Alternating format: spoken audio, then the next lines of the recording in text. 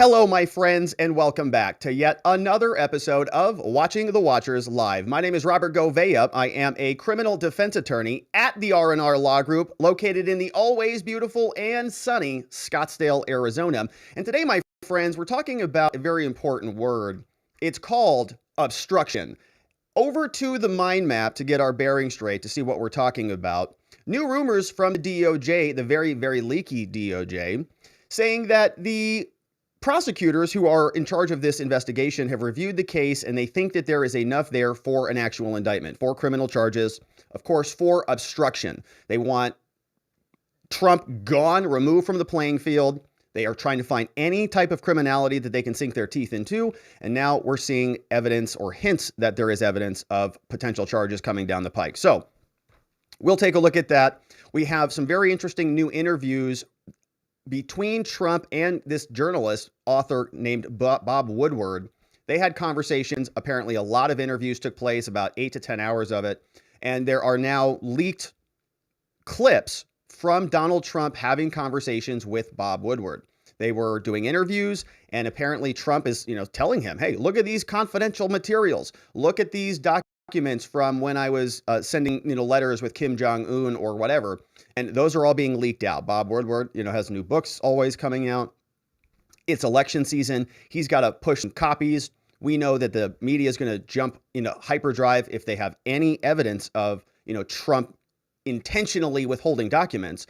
And we're going to take a look at this because intent is also the word of the day. It's not only obstruction, but it's intent. If Trump was communicating with Bob Woodward and he was sort of hiding these documents secretly, then that means he was complicit in withholding of the documents. That sort of leads to intent. So we've got several clips from Trump and Bob Woodward. We're going to learn a little bit more about Bob Woodward, learning more about who he is and what he sort of does with these stories, because the media is having a lot of fun with this one.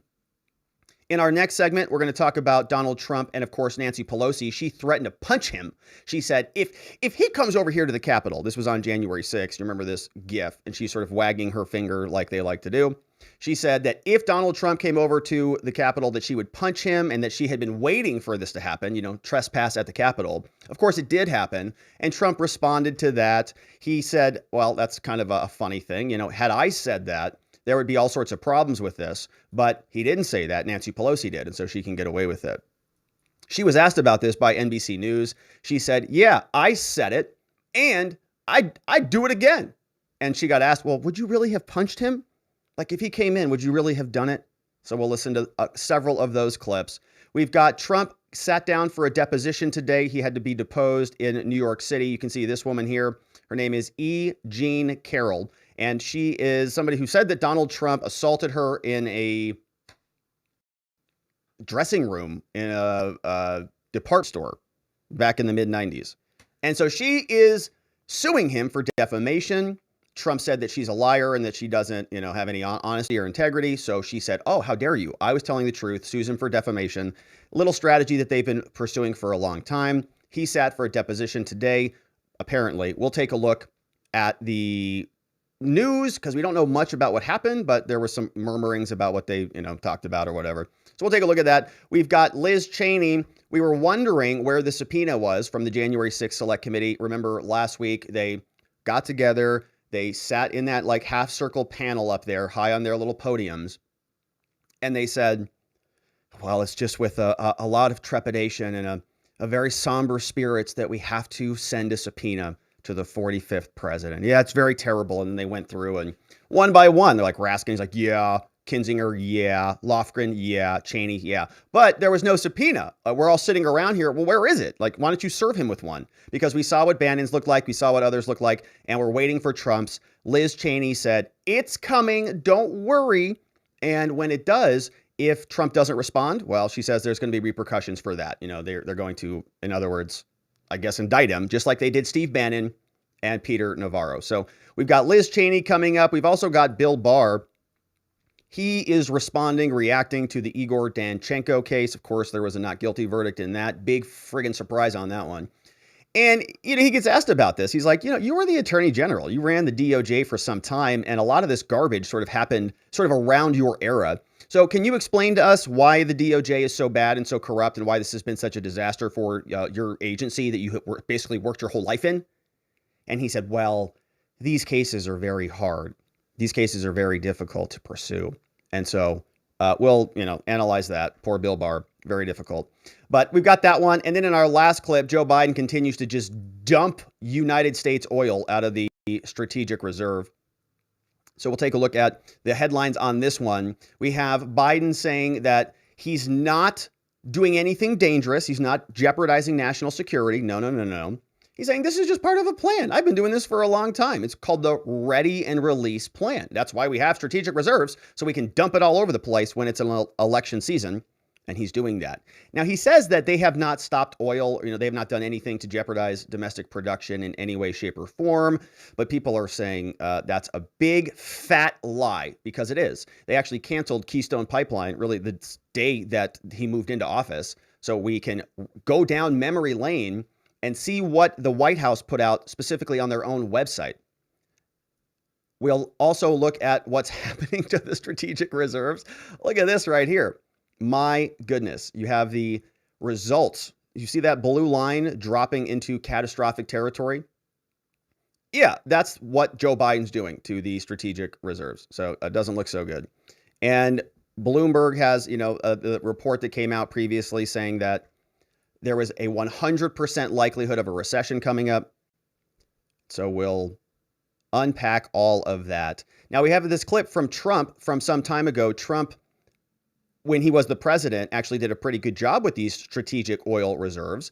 And he said that they were filling them up to the top, and they were buying those barrels of oil at much lower prices than what they're getting them for now. So we have a fun clip from Trump. We've got Karine Jean Pierre, who gets asked about that. Trump was going to fill all this up at like $24 a barrel. And the Democrats said he was an idiot for doing that. And they stopped him from doing that. So do you think that was a good idea or a bad idea? We'll listen to what Karine Jean Pierre has to say about that. And then we've got Biden. Biden says, no, it's not political at all. Yes, it is election season, but you can trust me. This is for the good of the country. It has nothing to do with votes. So we'll listen to him. We have Stacey Abrams, who is sort of acknowledging, inflation's a pretty big issue, but it's hard to decouple inflation from abortion, because they're so closely related. And if you're feeling the pressures of inflation, like if your prices are high and your savings accounts are, evaporating, whatever it is, don't worry about it. No big deal. Just go have an abortion and keep your costs low. Push those costs down nice and low. And that should alleviate your problems, because it's very, very, very expensive to have children, and you can't separate the two issues. So for some women, inflation, abortion is how you deal with that. And Karine got asked about that. Is that a good or a bad strategy? Well, we don't really know. She didn't see it, of course. We have Kari Lake in our final clip on the day. She's going to be telling us about many seniors who are watching their retirements evaporating. Not just seniors, kind of everybody who's seeing everything go right into the toilet. Thank you to the mismanagement from the Biden administration. But my friends, as you can see, boy, oh boy, we have a lot to get to today. We've got 3 full segments. We got a lot of clips, and we are going to attend to it right after we invite you to join our community over at watchingthewatchers.locals.com.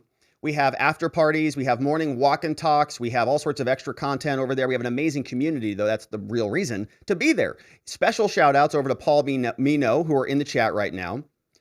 B Spec is in the house. C Reed's over there. Sousan Academy. JC the Music Man. And we're giving shout outs to everybody over there. Dana 36G. Jason on Blast. And so come join us over there, watchingthewatchers.locals.com. A lot of fun. And we're going to stick around. So we started the show early today, like 5 minutes early. We started it and said, whoa, hey, cool. So come check that out if you'd like to join us.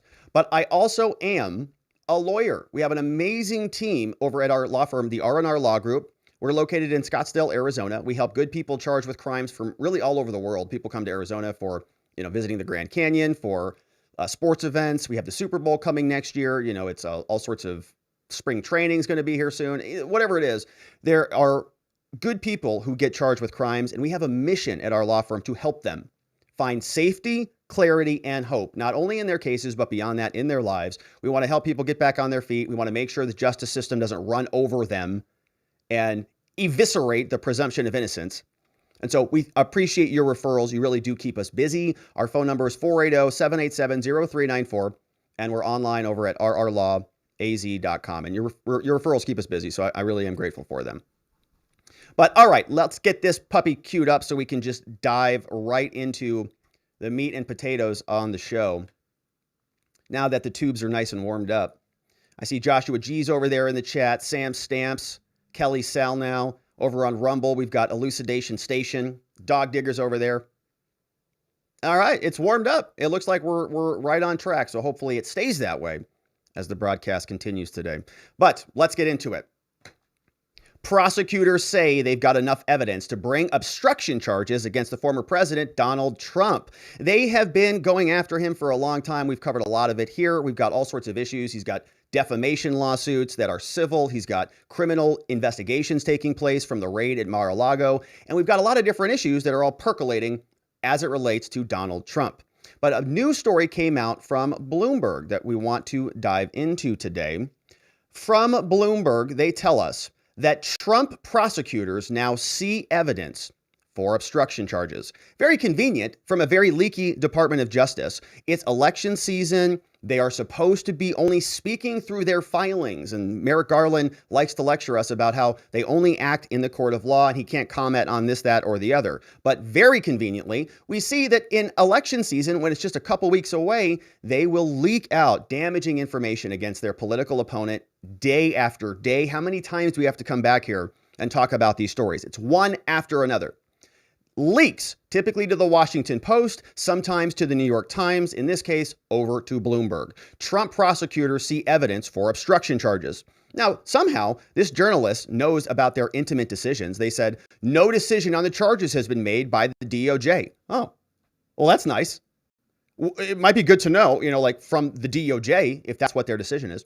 But timing in politics and other issues are still being debated. This article came over from Chris Strum, posted it October 19th. He says somehow he's got information, inside information from the DOJ. He says, a group of Justice Department prosecutors believe there is sufficient evidence to charge Trump with obstruction of justice.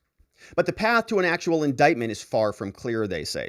The team that's part of the classified records probe has not yet made a formal recommendation to Attorney General Merrick Garland, who would ultimately approve or reject such a move, according to people familiar with the matter. They say it's also unlikely that officials would bring obstruction charges amid several other Trump investigations into potential crimes, they said. Some FBI agents oppose bringing such a politically charged case as Trump considers a 2024 presidential bid, and others support the action. Some who ask for anonymity want to discuss this so that it's not done openly. Agents don't make the final decisions. This stuff gets over to the DOJ. So the FBI agents are even recognizing, yeah, this could be a big problem. If you indict Donald Trump, does it actually help him? Does it accelerate his chances? We've said this many times before. If they do really bring sort of the vice grips to bear on Donald Trump, we've always said that I think it's going to really accelerate his support, especially as the alternative, which up until recently was the Democratic Party, as they continue to crash into oblivion. The Justice Department has publicly indicated that obstruction is a part of the probe. We've talked about this. We went through all the different statutes here previously: obstruction, just possession of DNI classified information. And if you recall, I sort of jumped right into the obstruction. But the obstruction charge was surrounding what I believe to be the custodian of records issue. The custodian of record, in this case, Trump's lawyer, was Christina Bobb. She was apparently signed this document saying, I certify that all the library books have been delivered back over to Nara, the head librarian. It wasn't done. She didn't do a diligent search, or Trump knew, and he, all of this stuff was sort of not being done as she signed and said it was done. So they're saying it's obstruction. She made a promise. She conveyed that something was done. It wasn't. And that was done with the intent of interfering with the Justice Department investigation. So if it's all about that issue, then that opens up a whole other sort of slew of defenses, including the fact that she's Trump's lawyer, right? And so Trump didn't sign that document. So now we ask ourselves about intent. If it's an obstruction charge, did Donald Trump have the intent to obstruct the DOJ? How do you prove that? It's difficult to prove that if his custodian of records, his lawyer, was the person who signed the document, because the argument from the defense would be she's the person who had the intent, not Trump. He just defers all this stuff to his legal team.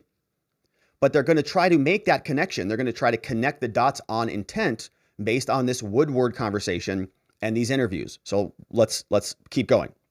The Justice Department has publicly indicated that obstruction is part of the issues, noting that there was probable cause for the charge in the August 5th raid of his estate. And that was part of the search warrant, right? They said possession of DNI, defense, national security information, obstruction, and there was some other one.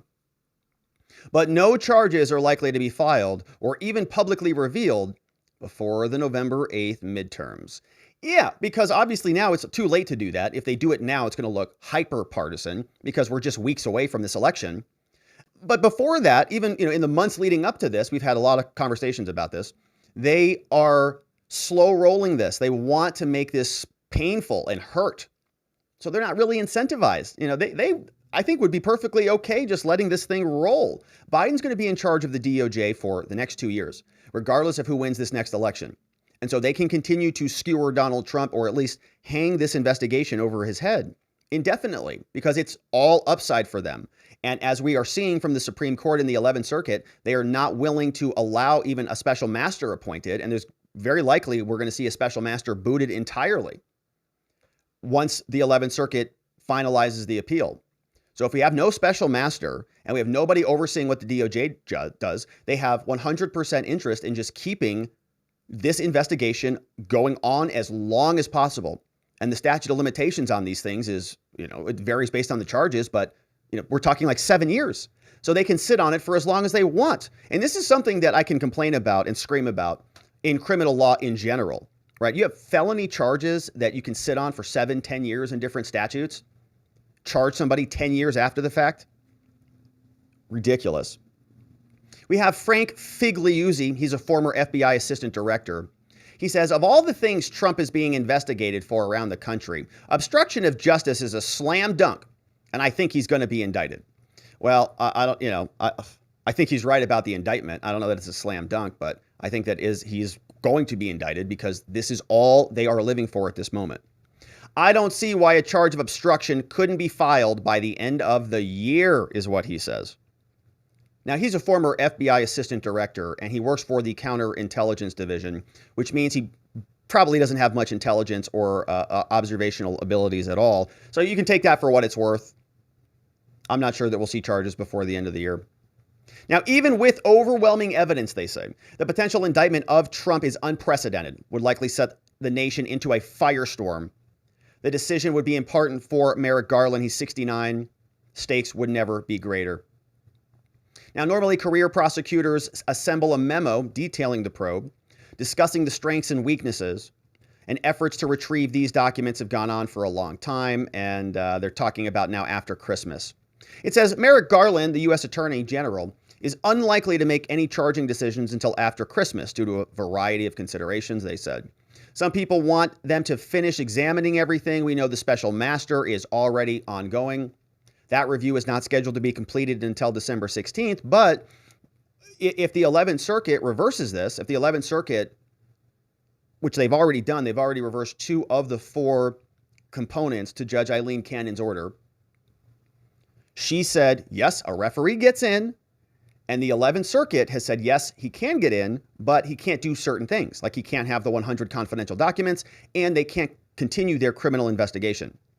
So the 11th Circuit reversed both of those. Now, the government's asking them to reverse the other 2 things, throw out the special master entirely. And if they do, there's no reason. There's nobody overseeing them. There's no referee. There's no third party. So they can sit on this and basically do whatever they want. And I think it makes more sense to let it linger. You want this to hang over Trump's head the entire primary season, everything that he does. It's better if it's hang over his head rather than, even if it's a non-decision, right? You don't come out and you say, they would never come out and say, we've investigated this and we've decided not to charge him, unless they could really make that sting. That would be useful. So you would imagine that would be saved up until maybe October, I don't know, 2024, probably. They say, meanwhile, Trump is also under investigation by the J6 committee. He got ordered to, they said he's going to be ordered whenever they draft the subpoena to respond to the subpoena.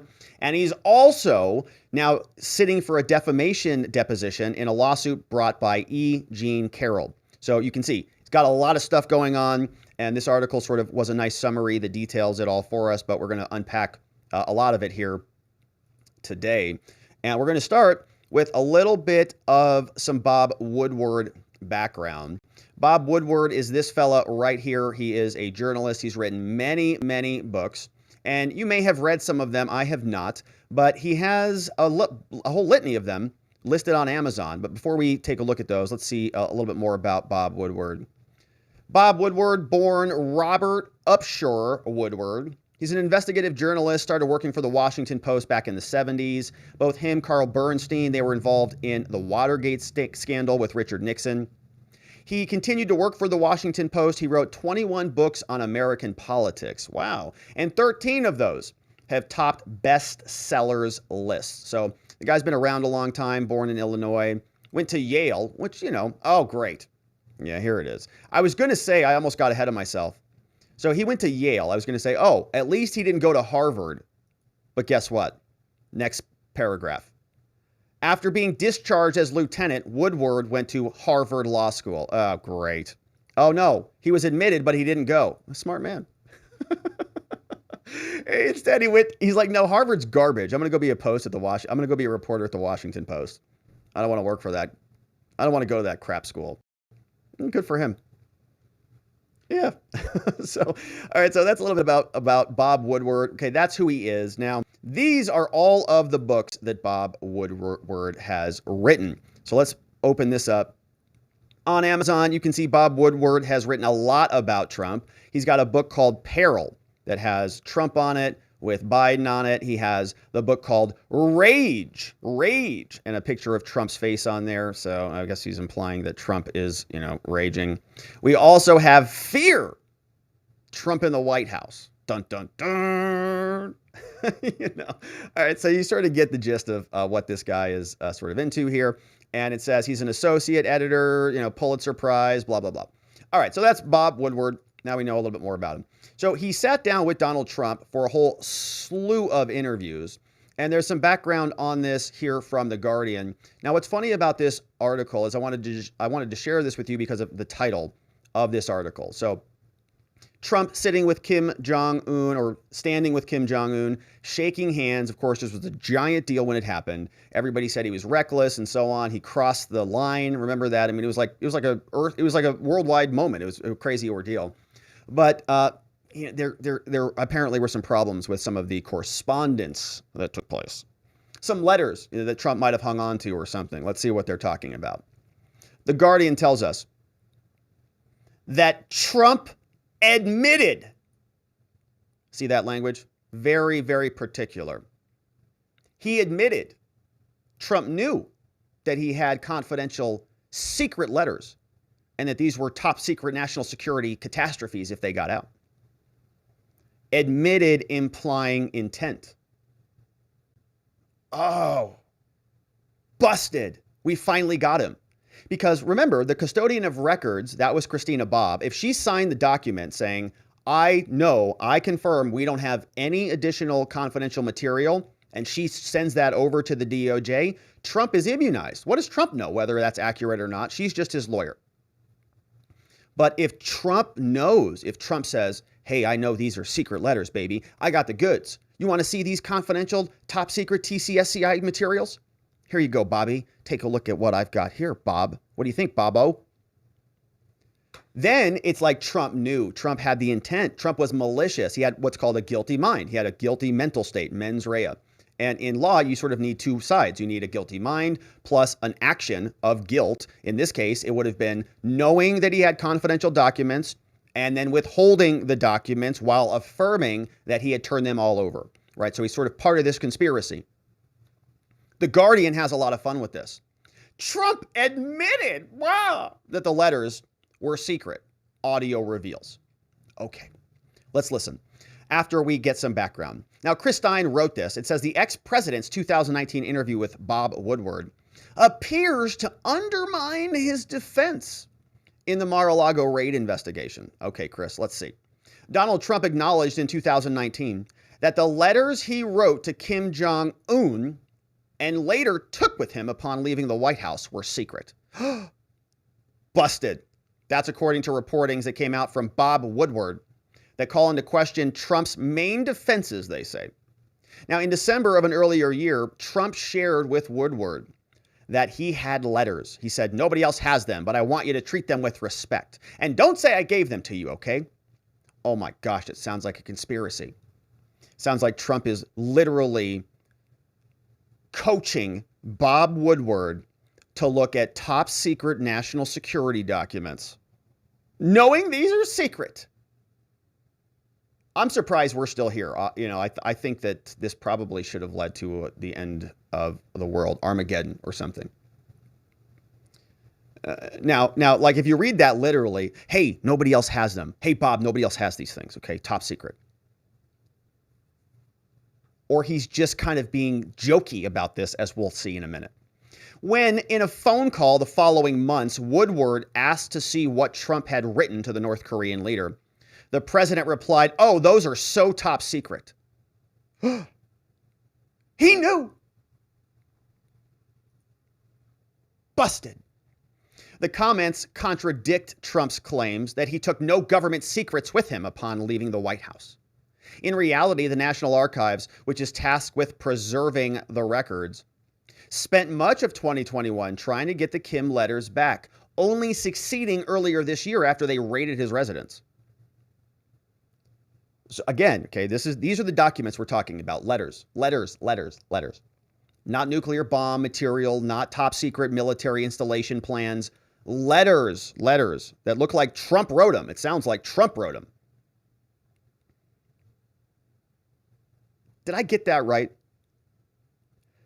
That the letters that Kim had written to him, okay, so he's got those back. So Trump wrote some and Kim wrote those. Kim sent letters back to him. Nobody else has seen them. Okay, so he's got both sides of the letters. So unless Kim Jong-un had something in his letters to Trump, he's like, all right, we're raiding here. We're coming onto the shores of Manhattan at this time. It's probably not anything of real national security concern, if I had to guess. The statements included in the new book by Bob Woodward coming out October, set for release on Tuesday, also raises questions about the credibility of his defense and the allegations that he illegally kept government secrets at his South resort in Mar-a-Lago.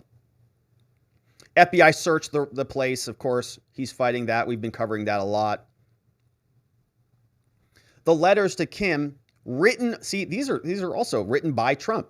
The letters to Kim written by Trump as part of his administration's attempt to defuse nuclear tensions with North Korea. What a monster. These documents are probably like historic. In fact, they should send copies of these documents over to the Biden administration and say, hey, moron, here's how you write a letter to a dictator. Hey, dum-dum, why don't you send something like this? Why don't you, you're a plagiarist. You've plagiarized a lot before.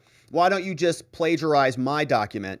Send a copy of what I sent to Kim Jong-un, send that over to Putin. Maybe then we can go to sleep at night without having to worry about nuclear annihilation. I was able to handle this with Kim Jong-un. Maybe you should do what I did.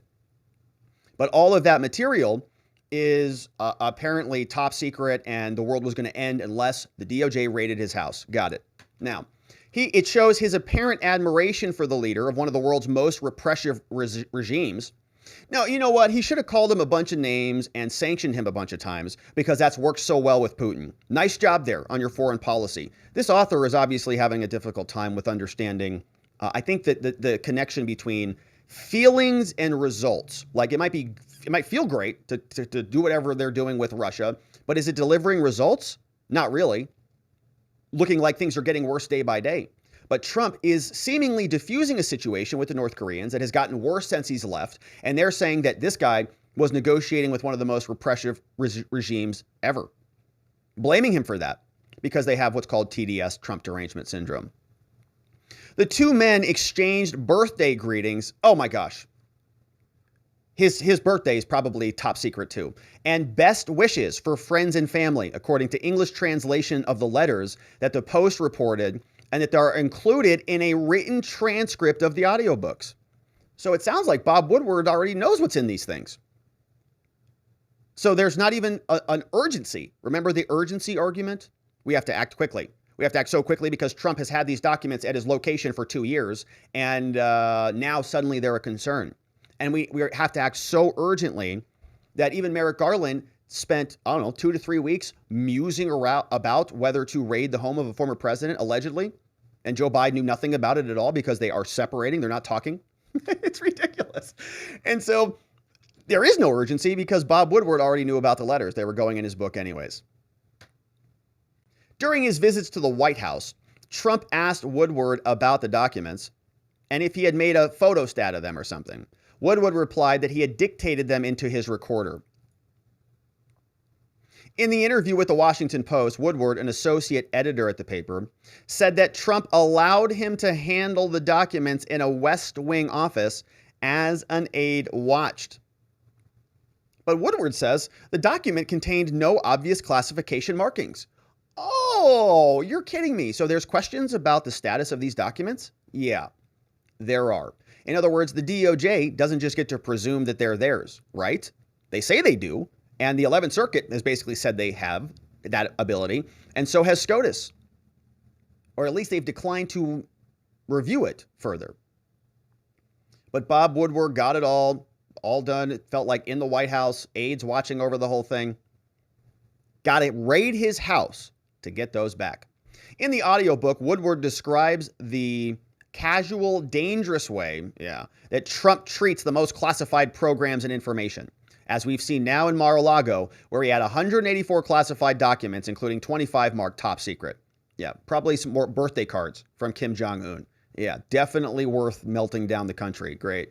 He was talking specifically about a comment that we'll listen to in a minute, saying that Trump, quote, built a weapons system that nobody's ever had in this country before. We have stuff you haven't even seen or heard about.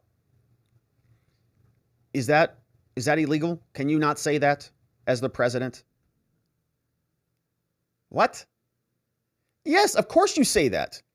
It's just like I say, we're the best law firm in Arizona, definitely the Southwest, very likely the entire country, and quite probably the world because of the mental brain power that we have at our firm, right? It's speaking with some bravado, right? It's selling, baby. Hey, China and Russia, guess what we have? You don't even want to know. You'll be in big trouble. Right? It's all that stuff. I love the fact that he talks about that. And the Chinese haven't even seen it. We have stuff that Putin and Xi never even heard about, says Trump. Hell yeah, baby. Get it. That's right. That's what you want in a leader. Don't mess around, right? What's the saying? F around and find out, Of course, the world was a lot more stable when those types of statements were met. Speak softly, but carry a big stick. And that apparently is evidence that Trump is communicating about dangerous national security information. Ridiculous. All right. So that's the background from The Guardian. I'm stumbling all over myself. And it is very emotively conjugated, is it not? Look at this title. Trump admitted, which means they say he's now got intent and they can connect these dots with his own recordings to say there's enough evidence there of obstruction. The documents were not returned or he knew that they were top secret at the time and still took them out of the White House. We'll see where this goes, but let's take a look and listen to the actual clips because of course, that's what we were reading about. We have several of them to queue up. Here is the first one. So this is from CNN. Donald Trump is having a conversation with Bob Woodward.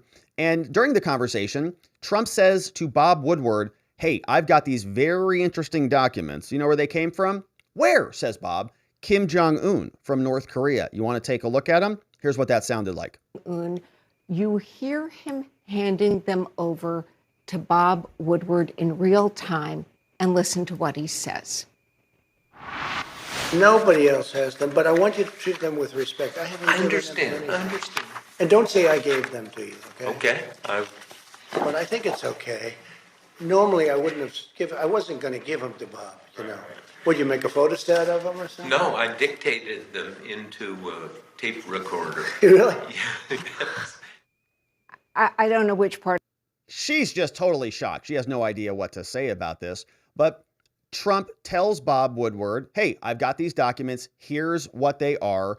Bob Woodward already read them, dictated them into a recorder so that he has them for transcription purposes so that he can talk about them in his new book. But Trump saying, you know, these are pretty important materials, and I think it's okay if I show this stuff to you. Let's listen to it one more time. In real time and listen to what he says. Nobody else has them, but I want you to treat them with respect. I haven't I given understand. them I anything. understand. And don't say I gave them to you, okay? Okay. But I think it's okay. Yeah. Normally, I wouldn't have I wasn't going to give them to Bob, you know. Of course, Would you yeah. make a photostat of them or something? No, I dictated them into a tape recorder. Really? Yes. I don't know which. CNN just baffled. No idea what to say. So Bob Woodward, of course, got the documents. Seems like everything was perfectly fine. Read them into the the recorder so he could transcribe them, and that's it. Not that big of a deal. That's the leaked materials. And I thought that Trump kind of sounded like he was jokey. You know, hey, don't run away with these documents. He's kind of, sort of being folksy with him a little bit. That's the intent. That's the evidence of a guilty mind. Donald Trump has the mens rea now of obstruction because he knew he had the documents. He knew they were precious. He knew they were top secret, and so on. Trump, communicating with the journalist Bob Woodward, says that I've got, well, what does he say here? I forgot what he says here. What's this clip? Oh, weapon systems. Donald Trump is talking about weapon systems now. Yeah, this is the other clip. In an interview, hold on. In an interview with Bob Woodward, Donald Trump says, we've got some powerful weapons systems, the likes of which you've never seen before. And if anybody wants to mess with us, they'll learn about them quickly.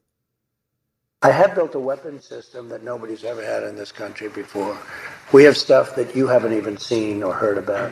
We have stuff that Putin and Xi have never heard about before. Getting along with Russia is a good thing, not a bad thing, all right?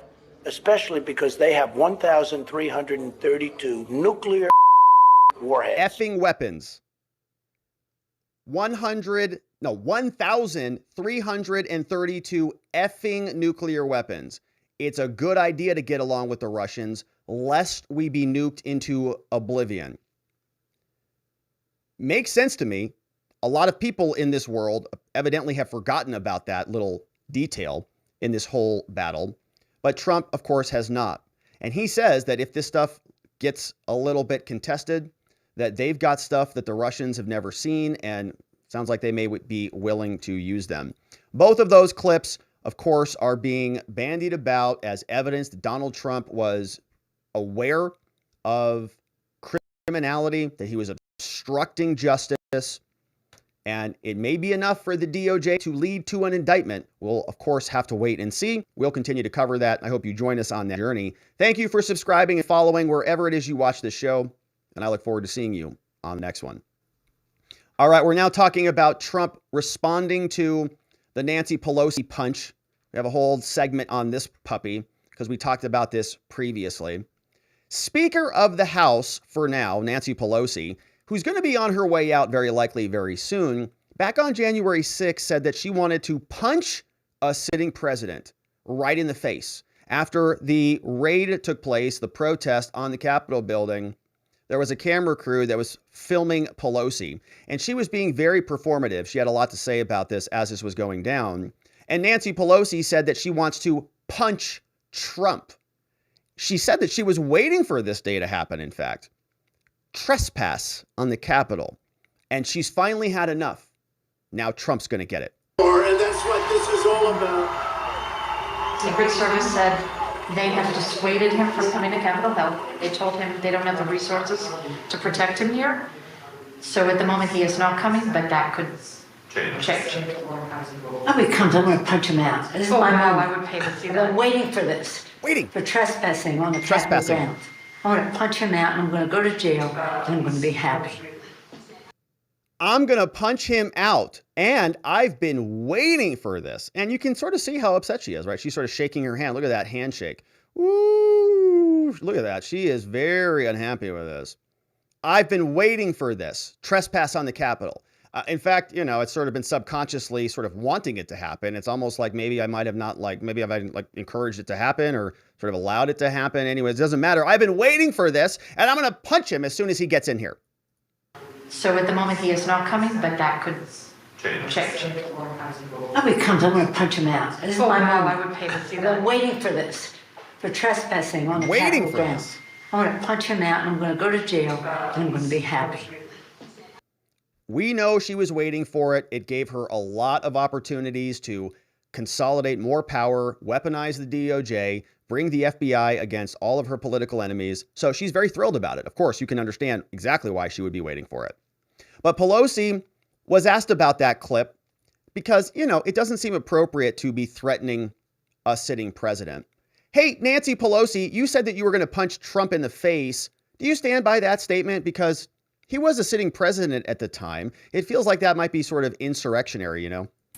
One of the issues that's obviously going to be at stake on this election is democracy and the end of the January 6th investigation. It's always when at stake, Republicans take over democracy. the Yeah, House. very difficult. It dies with the end of this Congress. All their evidence gathered. You stood up to Right in Donald the Trump toilet. Flush it. All the throughout J6. your tenure. Right in the garbage. Ripping his State of the Union speech and standing up and walking out of a cabinet meeting, you know, a meeting with the leadership. You put him on notice. And now we've seen that you said, on the day of the riot, you said that if he led the rioters and came up to the Hill, you would have punched him out. Punched him. That's right. I don't even like to talk about him because it's really a tragedy for our country. But you did say you would have punched him out. I would have punched Tell me him about out. your I anger. said I would would have? have punched him out. I would have gone to jail, and I would have been happy to do so. Would you have done for it? our country? Would you have done it? He wouldn't have had the courage to come You to the Hill. wouldn't He's have all done it. talk. But let me just say this. Loser. Our democracy is at stake when you define democracy as integrity of the vote. They want to suppress the vote. They've been doing that for a long time. They want to nullify the results of an election. They're even proposing that after an election, if they don't like the results, they will change the rules that would have governed that election retroactively. So you have to recognize that they are undermining our democracy. And if people think that can be casual about that, they just don't realize how serious the Republicans are about undermining Let me our ask you that. democracy. Undermining our democracy. Everything's about undermining our democracy. Misinformation, undermining democracy. You say something bad about the border, undermining democracy.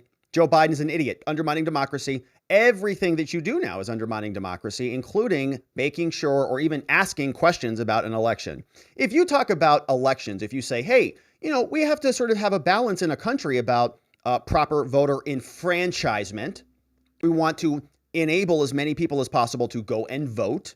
But simultaneously, we have to balance that with something called voter integrity, don't we? You don't want to just start handing out ballots to everybody. Hey, vote how many times you want. Just sort of pull a thing from the thing and just, pull ballots out and have as many votes as you'd like to have. No, we've got to balance these things. Voter integrity often requires things like, ID and making sure that people don't get multiple ballots and sort of clearing out the roll. All of these things are legitimate parts of democracy. Idiots, you can't vote unless you have trust in your elections. But anything that she says the Republicans are doing that might modify the election or might, change things to change the balance of that one way or the other is now undermining democracy. Asking questions about one of the tools we use to implement democracy, which is voting, making sure that that tool is nice and sharp and crisp, making sure that our voting axes can continue to chop wood. Because if we allow them to rust and we allow just everybody, whatever, vote how many times you want, doesn't matter where you vote from, vote in that precinct or this precinct, vote by mail-in, push the deadlines back, it doesn't matter. We covered all of the changes. irrelevant, apparently. It's all going to undermining the democracy. You're not allowed to even question it because it's perfect. The system is perfect as long as the Democrats win. If you question it, insurrectionist. Probably should have the FBI raid your property. So that's Nancy Pelosi, who is saying she would do it again. I'm very curious where the select committee will come from to investigate this violent assault language against a former sitting president. We know that Donald Trump had a full impeachment and has now had several investigations from simple words called fight like hell. He said that when he was giving the speech on January 6th, we're going to fight like hell for our rights. He didn't say, I'm going to go punch the Speaker of the House in the mouth, and I'd love to do it, and I've been waiting for criminality to happen in her office. He didn't say that. She did. Because she's a nasty, nasty woman, as Trump likes to say. But Trump responded to all of this, of course. Nancy Pelosi said she was going to punch Trump in the face. Trump responded to that, laughing, obviously, as he should, because what really is Nancy going to do, if anything? When you saw that video of Nancy Pelosi on January 6th saying she wanted to punch you. Oh, he comes, I'm going to punch him out. This is my wow, moment. I would pay to see I've that. been waiting for this, for trespassing on the Capitol grounds. I'm going to punch him out and I'm going to go to jail. Plotting. And I'm going to be happy. Planning. What was your reaction to that? Well, she's a despicable person, True. very bad for the country. Yeah, true. If I ever said that, it would be a national scandal with her. You It's hardly think? even That's a blip. true. Yeah. Yeah, do you think? If I said anybody, well, what about Biden saying, take him to the back of the barn? Yeah. That's what I do right now.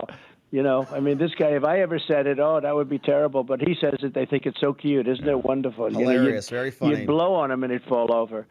So it's one of those things that I have to put up with. Think of it. She makes a statement like that. It's totally fine. Yeah. If I made a statement, it's more me than a Republican. I mean, most Republicans couldn't do it either. But if I made it in particular, Oh, with you, it's it would times be- 100. It's absolutely Yeah, times 100. It's times 100, yeah. Because Trump gets held to different standards. The Democrats can say fight like hell, and they can run away with their election claims. They can have all sorts of different statements that will serve their interests on election issues or on COVID issues or on board. Well, that doesn't matter. Pick an issue. Trump says it, end of the world. Democrats can even say that they're going to punch sitting politicians in the face and get rid of it. Nobody cares. Media looks the other way. Trump said it would be the end of democracy. Of course, because everything Trump does is the end of democracy. But that's Trump reacting to Nancy Pelosi and her threats to punch him in the face. Trump is also facing a lawsuit from this woman, Jean Carroll. Very interesting lady. We'll learn a little bit more about her. Trump had to sit for a deposition today as a result of a lawsuit brought by her. You can see here she is on Wikipedia. Jean Carroll is a journalist author suing Trump for defamation. She was the first female contributing editor for Playboy. Oh, very interesting. Noted for her gonzo-style first-person narrative as a journalist. And she's written many, many books. Now, in 2019, she wrote a book called What Do We Need Men For? Nice lady. A Modest Proposal. So I guess she's going to do it all on her own. She accused Les Moonves and Donald Trump of sexually assaulting her in the mid-1990s. Interesting. So 2019 is when it all comes out, even though it happened 35 years ago. Yeah. Or 25 years ago. However long it is. Long time ago. Depends on, I guess, when you do the math. From now. The point is, my friends, this is who this individual is. I don't do math on the show. Let's learn a little bit more about her work. Rolling Stone, she has a biography. She did some work with Hunter S. Thompson. Online, she founded or co-founded GreatBoyfriends.com, where women recommended their ex-boyfriends to each other. Yeah, it was bought by Facebook at some point. On June 21, prior to the release of her book, she wrote in New York Magazine that Donald Trump assaulted her, fall of 1995. Okay, so that's the date.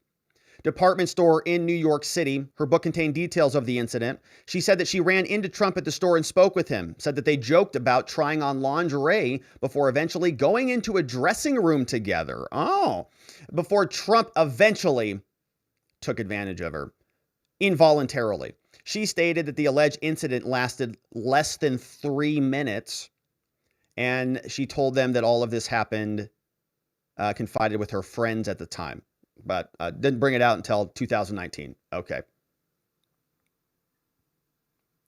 Trump denied the allegation, saying that Carroll was totally lying. Totally lying. That's the statement that's going to be defamation. He says, I'll say it with great respect. Number one, she's not my type. Number two, it never happened. It never happened. He also claimed that he never met her. However, in other magazines, there was a photo showing her meeting him back in 1987. Okay, so mid-1995, all the way back to 1987. She's got a photo of him from 1987. Trump dismissed that, saying, standing with my coat on a line in, give me a break. My back to the camera says, I have no idea who this woman is. Carroll chose not to describe the alleged sexual assault as rape, instead describing it as a fight. What? My word is fight. My word is not the victim word. I fought. Okay, so I see what she's doing. She's using empowering language. Got it. In addition to other comments, Trump stated in June that she was totally lying. He knew nothing about her. And Carroll filed a defamation suit in the New York Supreme Court. Carroll's attorney served a request for DNA sample for analysis. DNA sample is still being sought. Oh my gosh. Now, the lawsuit has been going forward for quite some time. Let's take a look at who this individual is. This is, her name is Jean Carroll. And I found a clip from her on Anderson Cooper from some time ago after her book was first published. And so let's take a look at this one. Jean Carroll suing Donald Trump for defamation. This is a clip from her back in 2019 when her book came out, where she articulated what happened. She's on with Anderson Cooper, and she explains the ordeal very interestingly. Here's what it sounded like. Begin just by asking you about the latest thing that the president has said just short time ago. He gave an interview to The Hill. He said, I'll say it with great respect. Number one, she's not my type. Number two, it never happened. It never happened, okay? I love that. I am so glad I am not his type. I am so glad. This was 20 years ago. Yeah, a long and time I ago. probably was, at that moment, in that 5 minutes, the most attractive woman in Bergdorf's in that one bit of time. And you think that's what it was about for him? I don't know what it was about. Anderson, we were having a high old time. You remember Donald Trump, hail fellow, well met, walking up and down the streets of New York, greeting everybody. Everybody liked him. You're talking about 1995, 95, 96. He was 95, 96. Shakespearean. He was great. You'd love to see him on the street. So when we met in Bergdorf's and he said, help me, advise me to find a president, I was delighted. I was thrilled. I thought, this is hilarious. I'm wondering. I thought this was hilarious. I thought this was thrill. I loved the whole thing. I mean, it's Donald Trump. What a crazy guy. And then, of course, it went downhill from there. He makes a lingerie joke. Next thing you know, they're in a dressing room. 3 minutes later, they come out. They're both seeing stars. What the heck happened in there? Then we fast forward 25 years later, and boom, what do we get? Yeah, that's right. Accusations before Trump has to run for re-election in the year 2020. Very, very, very convenient stuff. But here's some more on the actual deposition that was taking place. We had CBS News gave us some background on this. Let's see what they say. Trump sat for a deposition brought by Jean Carroll, of course, suing him for defamation. We know that on Wednesday, there was a civil lawsuit that was filed by Jean Carroll. She accused him of fighting with her in a New York City department store. Trump lost a bid to delay all of these depositions and questioning. Trump right now is actually appealing this because he wants to challenge his sort of immunity. And he tried to delay the deposition while that was pending, but the judge denied that from happening. He was deposed on Wednesday for a civil lawsuit accusing him of defaming Jean Carroll. after she accused him of raping her. On October 12th, he lost his bid to delay the questioning. A federal judge brushed aside arguments that the pending appeal was warranted. We didn't know anything about the timing or the location of the deposition. Trump's lawyer, Alina Abba, did not respond for comment, but we'll probably hear more about this tomorrow. So the deposition comes 2 months after Trump refused to answer any questions under oath when he was there with Letitia Tishy James out of New York. Trump invoked his Fifth Amendment right 440 times in that deposition, which is a good call. James sued him for $250 million last month. Carroll, age 78, in a 2019 New York Mag article, accused Trump of raping her back in the mid-1990s. And he said that she's a liar. So the deposition took place today. As I said, don't know much about it because, all that stuff is sort of done by private parties. But of course, when we learn more, when Trump's lawyers or when other people respond, we will unpack that, of course. Trump also is waiting for a nice letter from the January 6th Select Committee. The January 6th Select Committee decided that they were going to issue Trump a subpoena, and if he doesn't respond, Cheney says there are going to be repercussions for him, including sending this over to the DOJ as a criminal referral for failing to respond and comply with Congress. We've seen Steve Bannon and Peter Navarro and others charged along this same modality. But here's Liz Cheney saying, yeah, we haven't written the subpoena yet, but we're working on it. And once it's done, it's going hot right over to Trump's inbox. We'll be issuing the subpoena shortly, both for his testimony under oath as well as for documents. And we'll take whatever next steps we have to take, assuming that he will fulfill his legal obligation and honor the subpoena. But if that doesn't happen, then we'll take the steps we need to take after that. But I don't want to go too far down that path at this point. The steps she needs to take, of course, would be fighting this in court, sending this over to the DOJ. It sort of depends on what Trump does. If the subpoena goes to Trump and Trump fights it in court, then of course the January 6th Select Committee will respond in court. And the theory is if this happens, the January 6th Select Committee may be dissolved before they have any recourse. Balance of power is very likely to change in the House of Representatives next year. Liz Cheney's probably going to be thrown right out on her booty, which means the Republicans are in charge. You can imagine that the committee gets dissolved. And so is this a real threat or not? We don't know. But she will be in power, at least for the next several months. And the subpoena will go over to Trump. He'll have to decide what to do. A part of me has said Trump should go back and show up there, because I think he would just destroy the entire room and he would shatter the entire narrative. That's sort of the pay-per-view side of me. The lawyer side of me is like, don't tell him to talk ever again at all. So I sort of have a, contradiction there, well, conflict.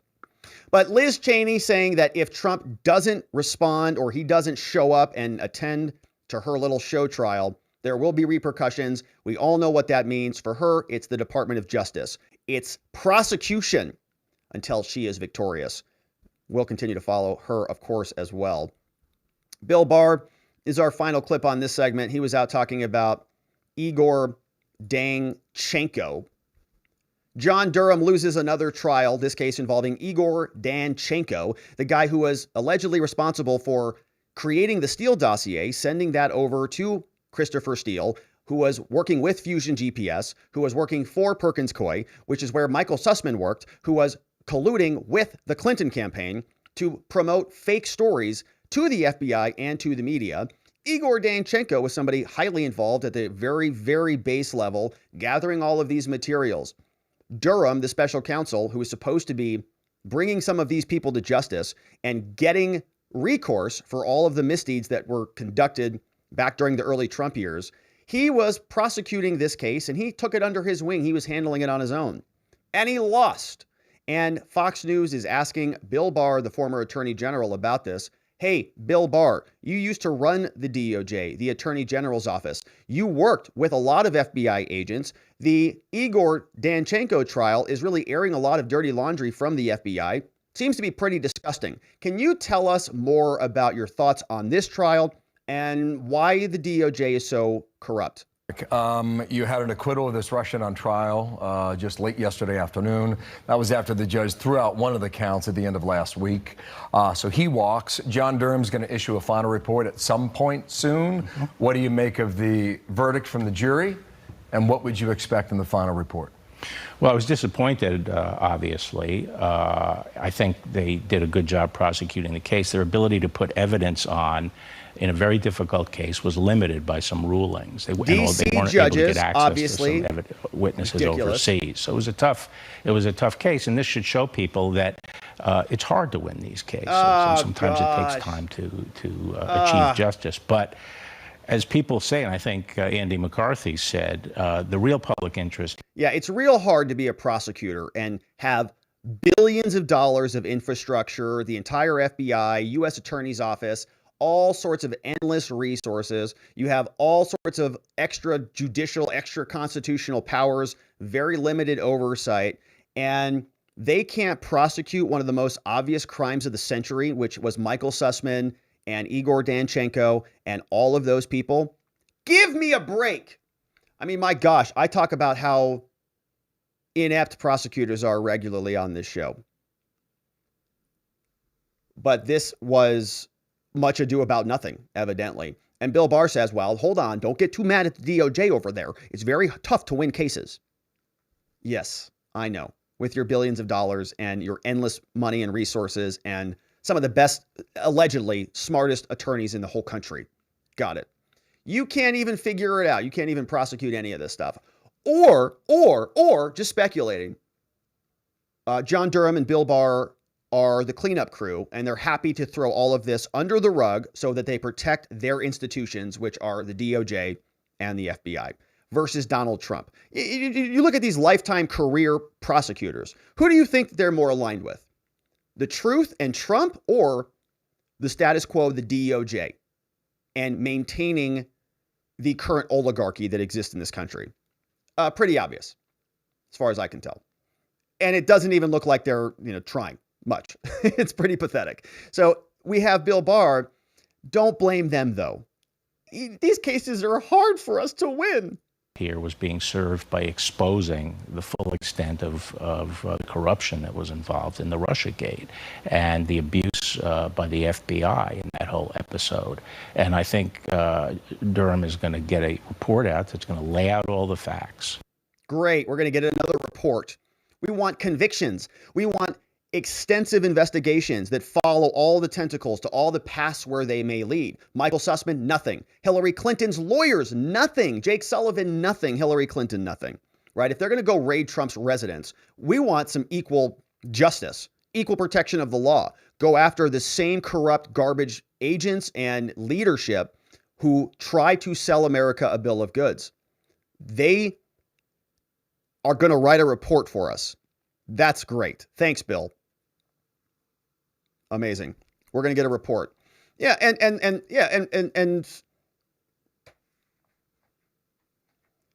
the question will be, does this move the needle? What good is a report going to do if it's not attached to any actual criminal liability? People are going to say, okay, well, did they get charged with crimes? No. All right. It would be much better to have a report and, 10 convictions. That's what I would like to see. But they're not. And Bill Barr is just going to turn around and he's going to say to us, well, it's going to be like a nice book report that we're going to publish on our website. Great. Thanks, Bill. Why don't you do that for our clients? How about we do that for our clients? Don't convict our clients. Why don't you just write a very bad letter about them? And we'll just publish. Yeah, happy to do that. Write a report about the criminality that exists. Maybe the DOJ will write a report about Trump's documents. Huh. Oh, no, they didn't do that. They raided his whole house. What a joke. All right. So anyways, got to calm back down here. Blood pressure is rising. All right. So that is the latest on Trump responding to the Nancy Pelosi punch threat, threatening our current sitting president when he was in office. And of course, we will continue to cover all of the Trump saga. Thank you for following. Thank you for liking this video wherever it is you're watching it. And we look forward to seeing you on the next one. All right, we've got one final segment before we jump over to locals for the after party. And so let's get right into it. Jia Jiang says, calm down, Rob. Sir, calm down. Get so irritated with the DOJ. Hey, it's not too hard for them to win J6 cases, is it? It's not too hard for them to prosecute those. They'll spend, 18, 19, 25 months on those. They'll enlist the entire DOJ. But if it's political corruption on the other side, not too much. All right, so now let's listen to our president mumble through some clips. President Joe Biden decided to release some more oil from America's strategic reserves because we don't really need those. There is no need for oil and no strategy, apparently, from the Biden administration. We've got several clips from him as he mumbles through a justification for continuing to not drill and release oil. We have this clip where he is explaining that his administration was always a big proponent of oil. Joe Biden says, oh no, we didn't stop any domestic production of energy. Don't be ridiculous. And I need to set the record straight. But we still do need to release some more oil because we don't have any. We're calling it a ready and release plan. This allows us to move quickly to prevent oil price spikes and respond to international events. Secondly, we need to responsibly increase American oil production without delaying or deferring our transition to clean energy. Let's debunk some myths here. My administration has not stopped or slowed U.S. oil production. What? Quite the opposite. We're producing 12 million barrels of oil per day. And by the end of this year, we will be producing 1 million barrels a day, more than the day in which I took office. In fact, we're on.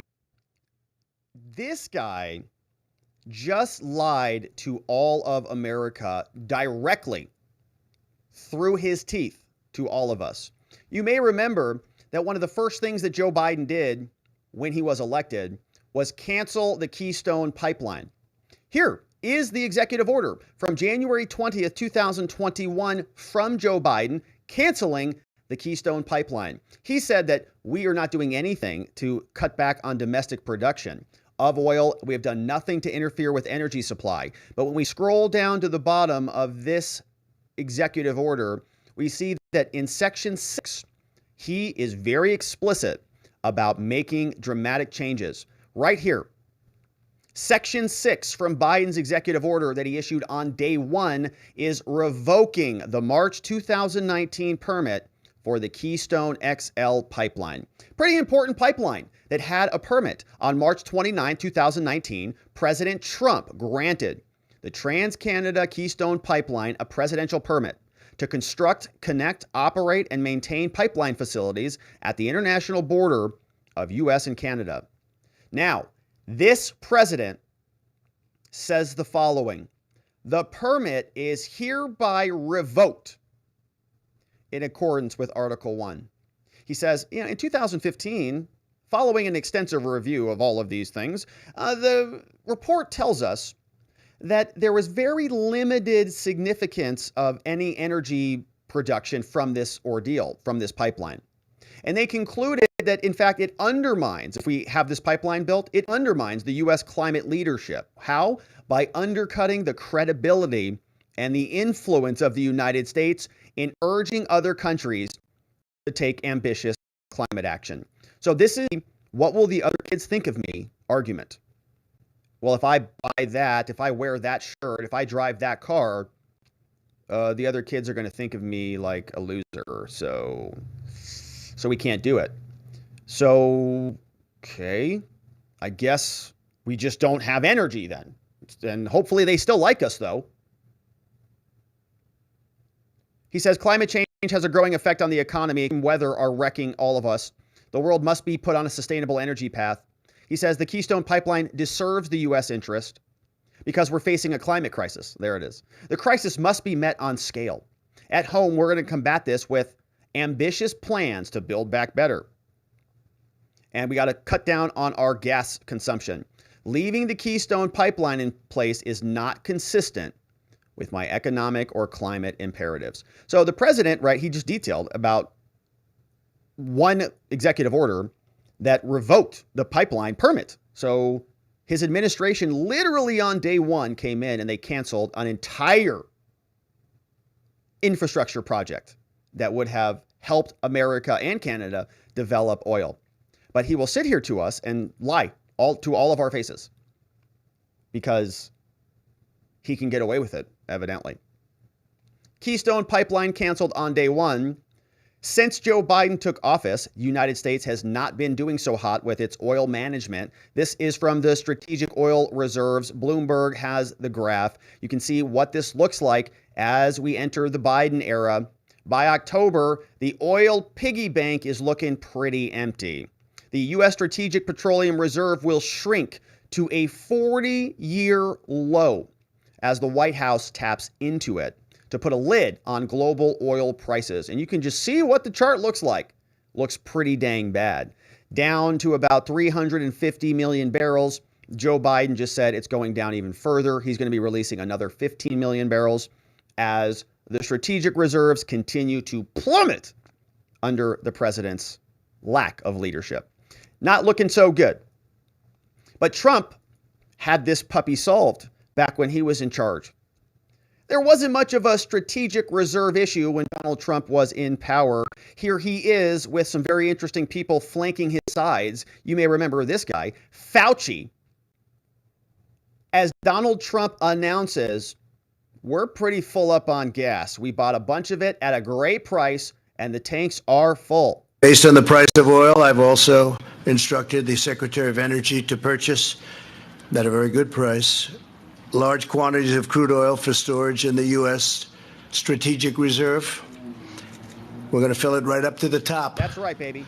Saving the American taxpayer billions and billions of dollars, helping our oil industry and making us even further toward that wonderful goal which we've achieved, which nobody thought was possible, of energy independence. It puts us in a position that's very strong, and we're buying it at the right price. Pretty good deal back then. Gas was a lot cheaper. We had less threats of nuclear annihilation. Seemed to have some supply chain issues, but not too terrible. But Trump said we were going to fill it up. We got it at the best price. That's what we do. Now the current administration is selling all of that oil, releasing all of it because it's election season and they do not want to lose. But things were better under competent leadership. Karine Jean Pierre was also asked about this because the Democrats put a major speed bump in front of Trump when he tried to do all of that. Karine Jean Pierre asked about the refilling of the Strategic Petroleum Reserve. Trump tried to do this. The Democrats interfered with that. Trump was going to get a very good price, buy it very low, but now it's a lot more expensive and it's going to be very high. So do the Democrats regret stonewalling Trump? In 2020, when Congress was debating funding for replenishing the SPR at a low price, Democrats blocked it, saying that it was a bailout for big oil. But now President Biden said today that it would be a good I know exactly what you're talking about. You're talking about when Donald Trump was trying to sell it at $20 per barrel to buy it. Look, it was a different time then. It was not the same situation that we are currently in. It was a different time. Yeah, the country was in a lot more stable position. Didn't have several prospective world wars brewing. We didn't have catastrophic limitations on domestic production. We had more of a secured border than we do now. Things seem to be a little bit better, and things are different. She's acknowledging that, but I'm not sure she recognizes the cause of these differences. Seems like it might be her administration. We'll see if that ever rings the bell for her. I doubt it. Now, the president was asked whether this was political. Obviously it is. It's October. Mr. President, it is October. You're releasing more gasoline. It feels like you're trying to kind of goose your numbers before the election comes around. Is that true, sir? Mr. President, what is your response? I don't hear. Can you speak louder? What is your response to Republicans who say you are only doing this SPR release to help Democrats in the midterms? Where have they been the last 4 months? That's my response. Is it politically motivated, sir? This No, move it's not. 3 weeks before the midterms? Look, it makes sense. I've been doing this for how long now? A long time. You've been doing it a long time. Motivated at all. It's motivated to make sure that I continue to push on what I've been pushing on. What? And that is making sure there's enough oil that's being pumped by the companies so that we have the ability to be able to produce enough gas that we need here at home, oil we need here at home, and at the same time, keep moving in the direction of providing for alternative energy. That's what I've been doing. Not really. Now, the problem is these guys are asleep. I don't know where they've been. And they seem, the price at the pump should reflect what the price of a barrel of oil costs. And it's not going down consistently. Where have the Republicans been? Asleep, which I think is actually accurate. Where have they been? We haven't heard from them on really anything, including the border, gas, Ukraine. I mean, we do hear from them on Ukraine. They just, every time there's like more money to send over there, they're all very animated about that. But if we talk about J6, if we talk about elections, if we talk about the border, if we talk about inflation, if we talk about all these other issues, they're all sort of disunified. There's no strategic conversation about any of this. But the president is a liar regardless. Biden said that we are doing what we can to increase production and get more oil in people's cars and in their homes and solve this energy problem. Problem with that is that's not true at all. Biden canceled the Keystone XL pipeline his first day in office, something that a lot of people put a lot of time into. And when you have that sort of flip-flopping, when you turn it on, turn it off, when the president now, the guy who just shut down a big portion of the production, when he says, we're going to turn it back on again, none of the oil companies want to invest in that promise. They take a look at this and they say, you're a liar because you just lied. You just shut us down. Now you're telling us to turn it back on. And you have to imagine, right, in order to build a pipeline that travels across an entire country, there's time and money and investment that goes into that. And it takes years to ramp up. So for him to come in on day one and try to signal this big victory and try to be the cool kid to all the other cool kids out there in the World Economic Forum and over there in Europe, he really hamstrung the United States. And now he's trying to have it both ways. Turn around and say, I never did any of that stuff. Yes, you did. The chickens are coming home to roost for him and unfortunately the rest of America while he continues to lie through his teeth towards the rest of us. We have Stacey Abrams also is chiming in on this. You know, the Democrats are facing the consequences. The gas prices are going up. Oil, energy crises are all big, big problems. But there is a solution. If inflation prices are hitting your pocketbooks a little too hard, Stacey Abrams, who's running for governor in Georgia, has a solution. You know, kids are very expensive these days. And if costs are getting higher and higher and higher, you can probably just deal with it by getting an abortion, I guess. I just asked you, you're running for governor of Georgia.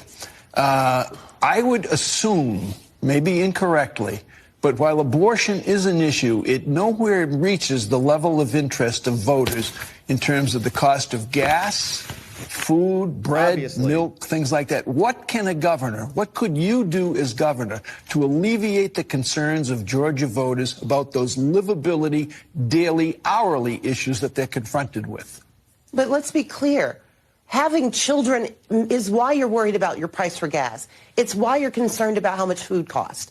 For women, this is not a reductive issue. You can't divorce being forced to carry an unwanted pregnancy from the economic realities of having a child. Very expensive. And so it's important for us to have both and conversations.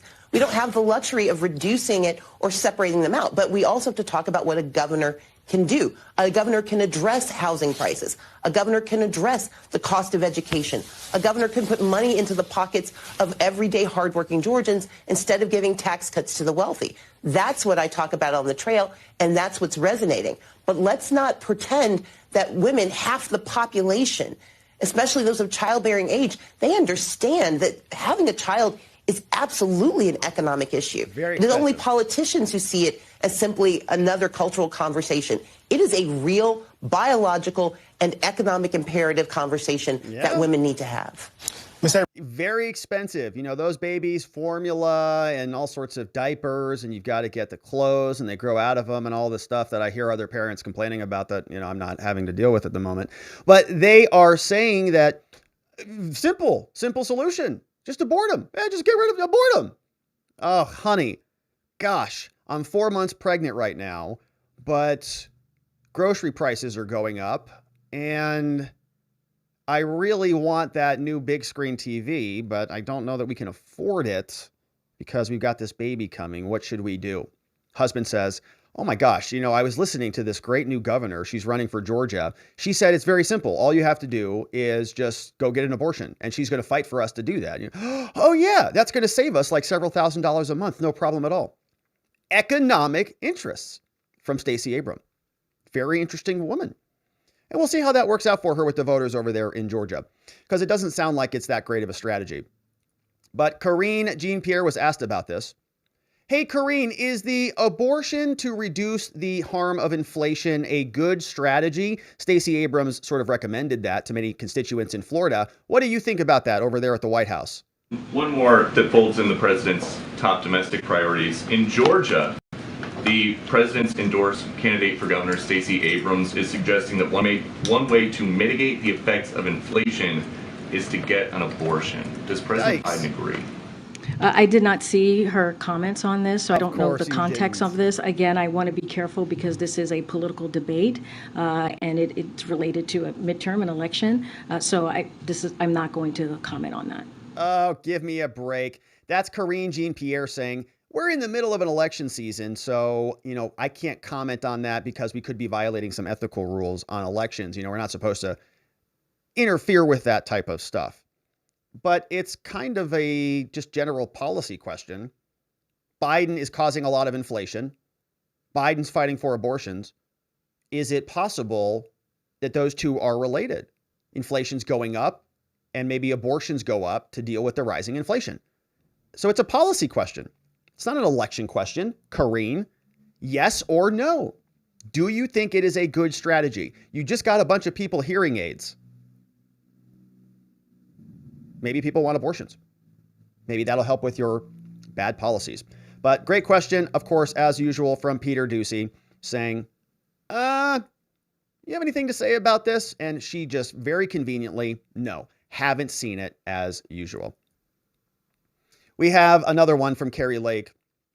Biden's inflation is hitting everybody. Even Kari Lake, she was in Arizona at a campaign rally, and she was communicating that her friends and everybody else around her are noticing this. Their retirement accounts evaporating. Costs are going up all across the board. She says she's going to do something about it. How many of you in this room, and I know more than a few of you because I'm feeling it, and I'm not retired yet, are looking at your retirement savings, and it's like a scary Halloween movie.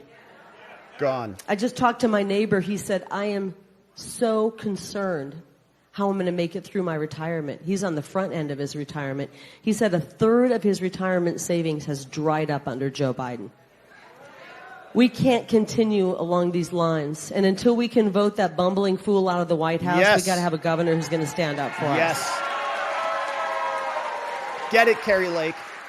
And that's why last week we unveiled our plan. It truly is a plan to help fight the inflation that Joe Biden has created by returning $500 million of your hard-earned money back to you. We're going to reduce and get rid of the grocery tax and the rental tax. So if you pay rent, you won't have to pay tax on that.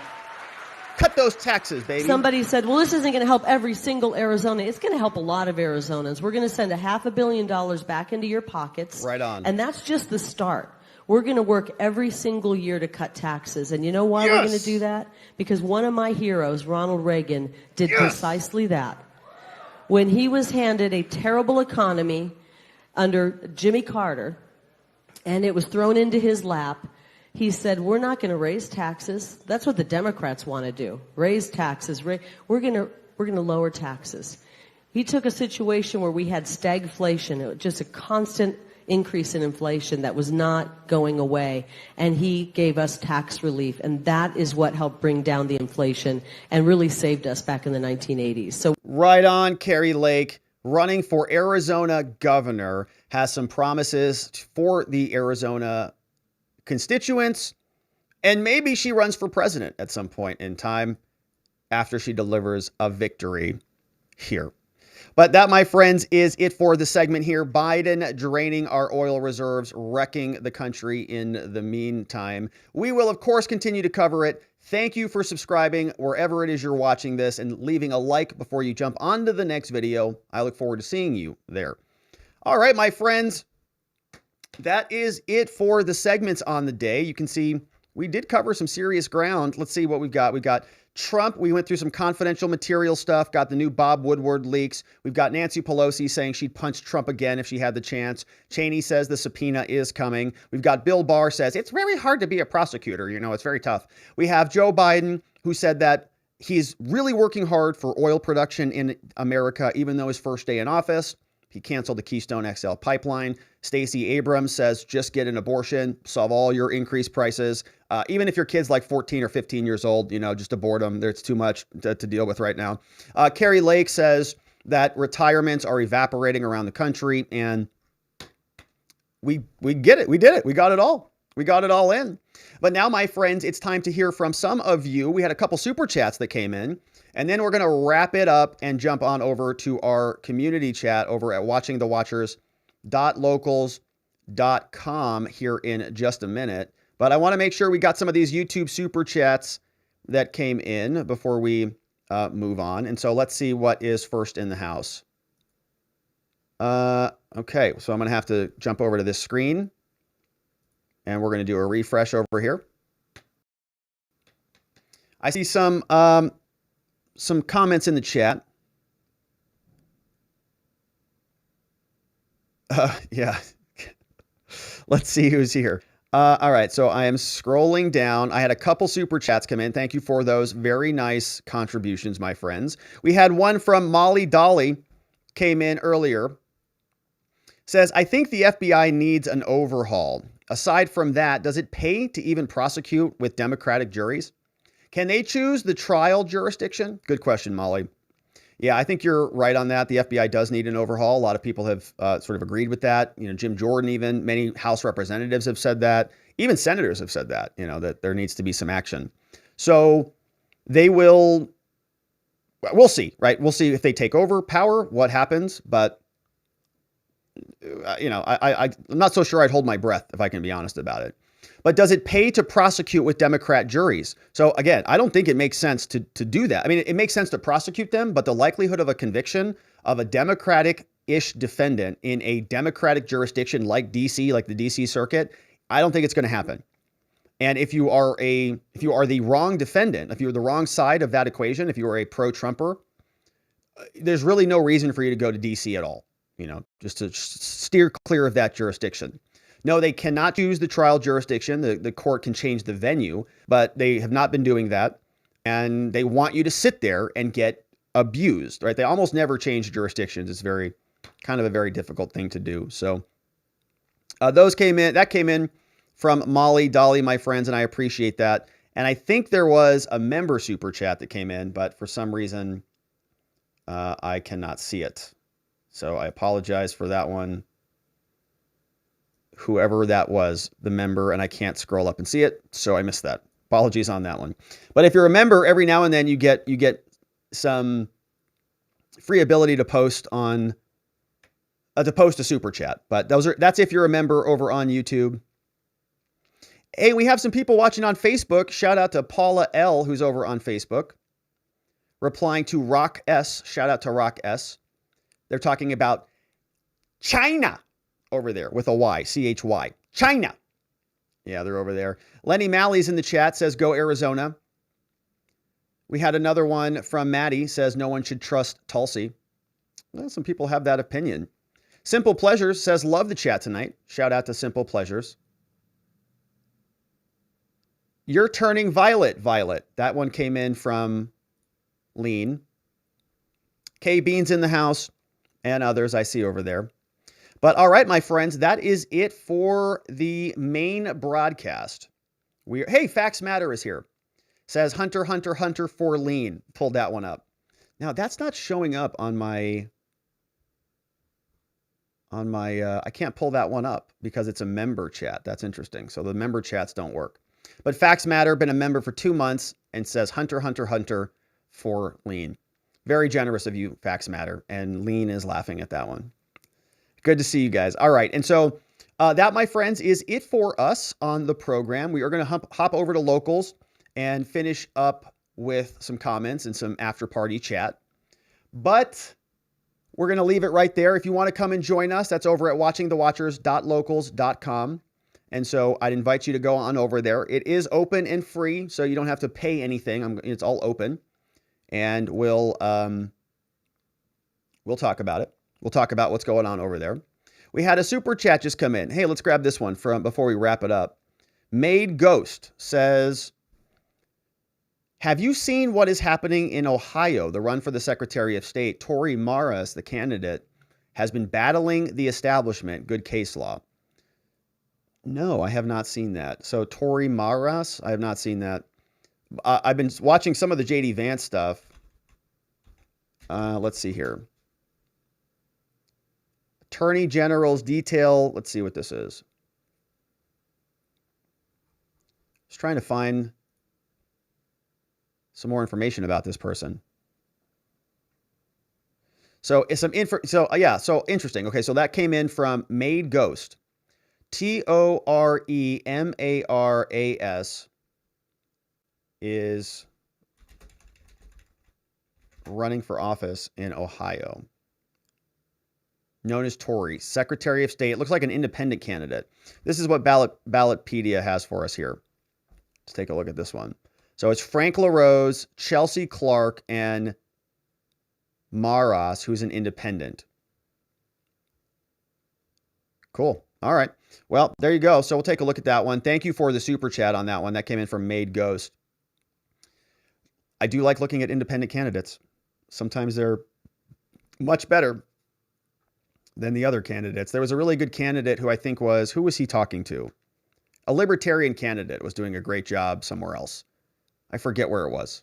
I forget what jurisdiction he was in. I think maybe Brian Kemp. Maybe I will pull that one up over on the locals after party. I think that there was a libertarian debating Brian Kemp who did a great job. He was sort of like yelling at both sides. You both are idiots. Here's why libertarians are better. It was fun.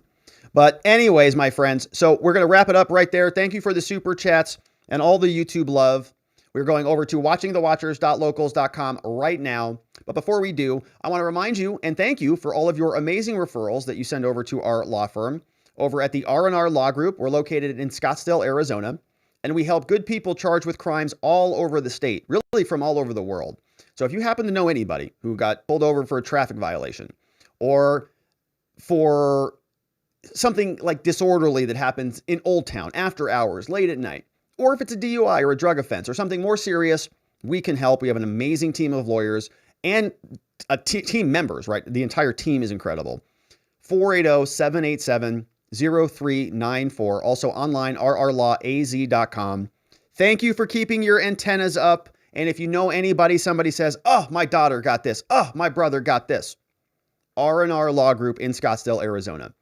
Not guilty is what we strive for in all of our cases as we provide our mission and our values of safety, clarity, and hope.